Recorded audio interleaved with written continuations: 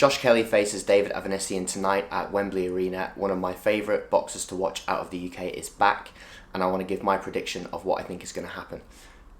Boxing's all about entertainment, and Josh Kelly is one of my favourite boxers to watch because his style is slick, fluid and interesting. It reminds me of some of my favourite boxers from the past in the UK, like Prince Nassim Hamed, and also from the United States, some of the flashier fighters like Roy Jones Jr. and people like that, who have had unorthodox styles in the past. If you've seen Josh Kelly box before, you know that he's very slick, he moves very well, he's got good footwork, he has his hands down low a lot of the time when he boxes, which makes for lots and lots of excitement. He throws a lot of punches, he moves his head a lot, he keeps his hands down by his waist, all of which make for a really interesting and entertaining package, especially to the casual fan or the non-boxing expert. This is a big step up for Josh Kelly. He's facing David Avanesyan, the European champion, and we're going to find out if Josh Kelly is the real deal or not. He has been impressive in his first, I think it's like 10 or 11 fights. He stepped up to face Ray Robinson in New York almost 2 years ago now and had a bit of a flat performance there, but that was an enormous step up from the opposition that he'd faced previously. We're going to find out whether he can mix it at this level now, and crucially, whether he has the punch power to keep away a really rough and tough champion in David Avanesyan.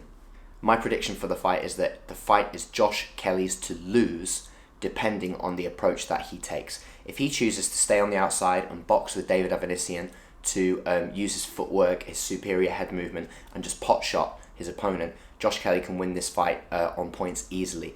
Do I think he has enough pop in his punches to stop Avanesyan? Probably not. I think it's probably going to go the distance.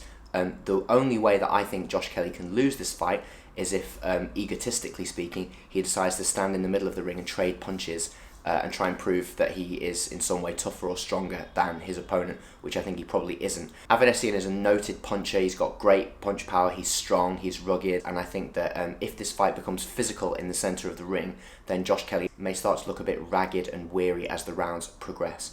So I'm hoping to see a crisp and clean performance from Josh Kelly where he boxes on the outside, lots of pivots and turns, making his opponent hit fresh air as often as possible. One of the most demotivating things you can do to your opponent is to just keep moving, sticking and moving, and let their punches just whistle past you. I think that will frustrate David Avanesyan in this fight. So I want to see Josh Kelly dipping low, coming up with hooks, pivoting off, using his jab as a distance measure and keeping his feet mobile for the whole 12 rounds.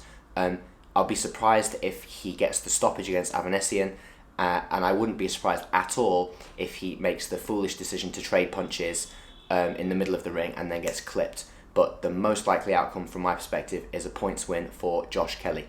There's more fights from Matchroom Boxing in the coming weeks, so click subscribe down below to hear future predictions, fight breakdowns, and also to see videos on my own boxing training. Cheers.